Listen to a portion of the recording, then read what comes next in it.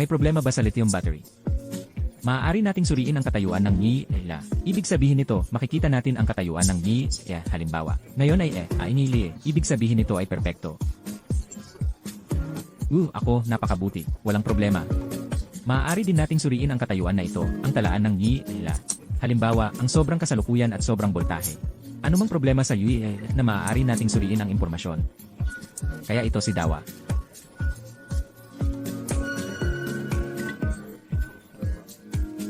Ang aming monitor, ang function ng May-CA. Maaari kang tumingin ng maraming impormasyon mula sa CA. Ito ang aming bagong modelo. Maaari rin nating gamitin ang Bluetooth group para tingnan ang karagdagang impormasyon tungkol sa lithium battery. Ipapakita ko sa iyo kung paano ikonekta ang Blue group mamaya.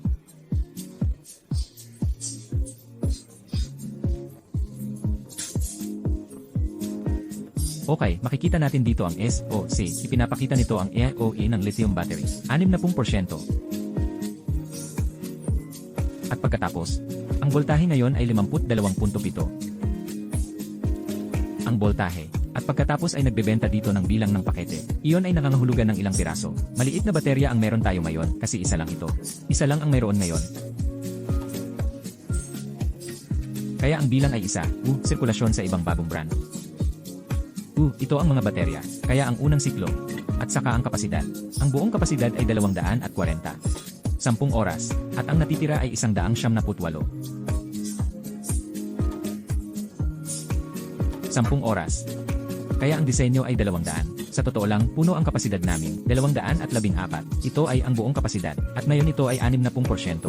At maaari din nating makita ang boltahe ng benta.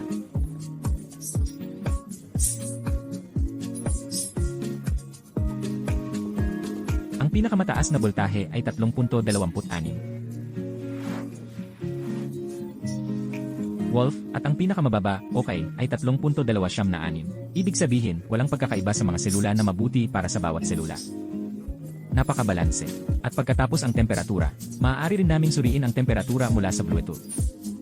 Ang pinakamataas na temperatura, ngayon ay 20. Ang pinakamababang temperatura ngayon ay ganitong klase. Ito ang pangkalahatang impormasyon ng EFA. Ang pinakamahalaga sa ating Bluetooth ay maaari tayong mag-set ng protocol sa komunikasyon mula sa Bluetooth.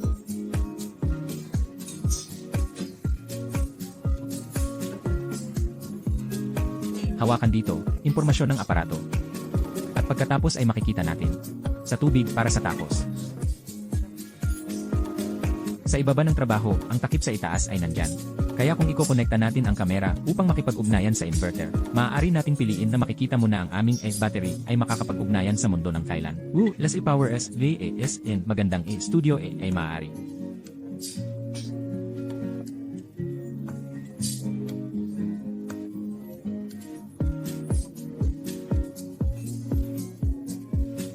Ngayon at at maraming verters. Ito ay para sa, maaari din tayong makipag-ugnayan sa, muli, maaari tayong umorder, makipag-ugnayan sa pamamagitan ng mga mata, 45 para sa mga mata. Maaari nating gamitin ito para sa trabaho. Voltronic at lamp power.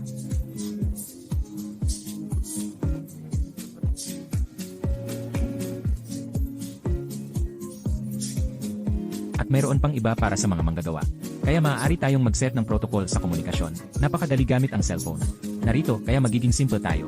At ito ang Bluetooth connection ng aming lithium battery.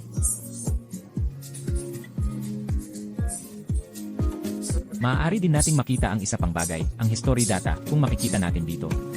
Maaari nating suriin ang kanilang kasaysayan, halimbawa, 2024, Hulyo 20, hapon, walang alarma.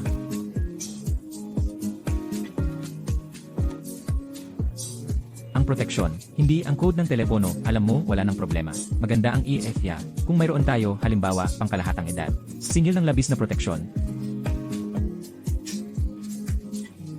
Ipapakita rito ang kasaysayan. Lahat ng impormasyon ay makikita dito, pati ang bawat boltahe ng benta. Napakalinaw dito. At sa wakas, mayroon tayong setting ng parameter. Ito ay isang napaka-professional. Hindi ko nakalimutan na gawin, ipaalam ang tungkol sa mga parameter meters.